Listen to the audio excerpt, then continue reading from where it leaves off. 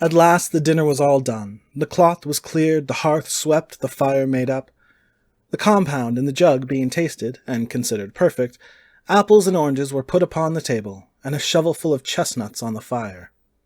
Then all the Cratchit family drew round the hearth, in what Bob Cratchit called a circle, meaning half a one, and at Bob's Cratchit elbow stood the family display of glass, 2 tumblers and a custard cup without a handle.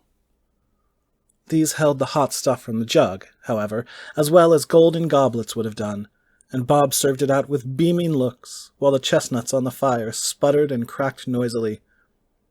Then Bob proposed, "A Merry Christmas to us all, my dears. God bless us all," which all the family re-echoed.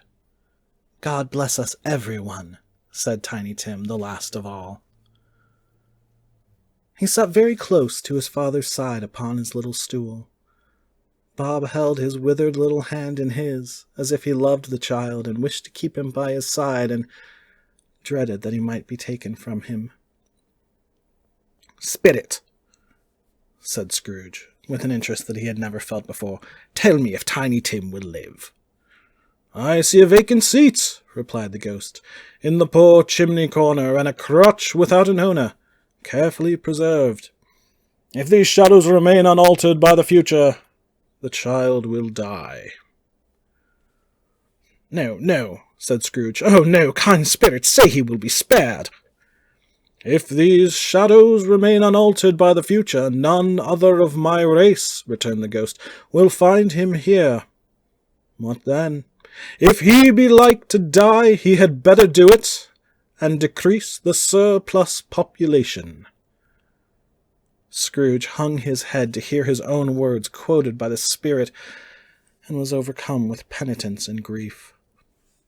"Man," said the ghost, "if man you be in heart, not adamant, forbear that wicked cant until you have discovered what the surplus is and where it is. Will you decide what men shall live, what men shall die? It may be that, in the sight of heaven, you are more worthless and less fit to live than millions like this poor man's child. O God, to hear the insect on the leaf pronouncing on the too much life among his hungry brothers in the dust." Scrooge bent before the ghost's rebuke, and trembling, cast his eyes upon the ground. But he raised them speedily on hearing his own name.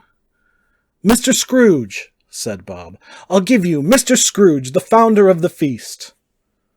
"The founder of the feast, indeed!" cried Mrs. Cratchit, reddening. "I wish I had him here.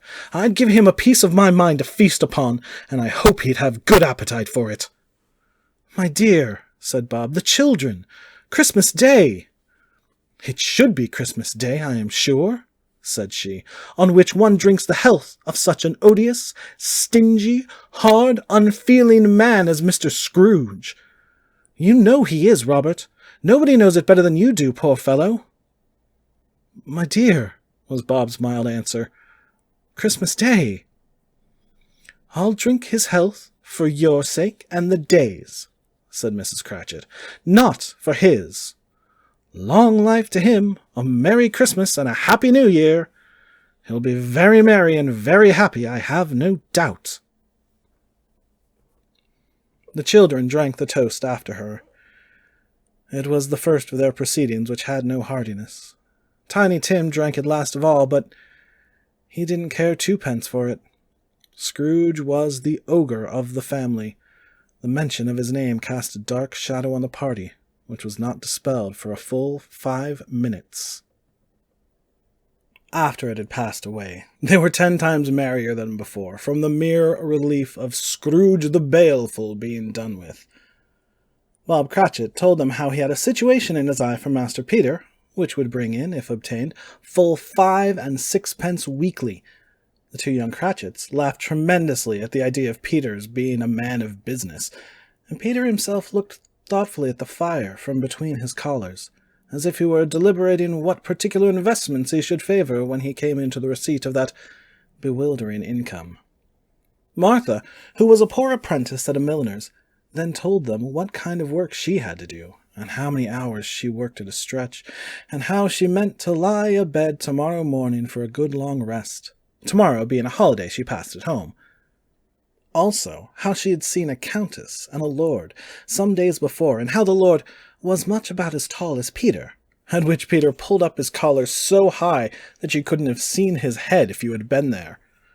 All this time the chestnuts and the jug went round and by they had a song about a lost child travelling in the snow from Tiny Tim, who had a plaintive little voice and sang it very well indeed. There was nothing of high mark in this. They were not a handsome family. They were not well dressed. Their shoes were far from being waterproof, their clothes were scanty, and Peter might have known, and very likely did, the inside of a pawnbroker's. But they were happy, grateful, pleased with one another, and contented with the time. And when they faded, looked happier yet in the bright sprinklings of the spirit's torch at parting. Scrooge had his eye upon them, and especially on Tiny Tim, until the last.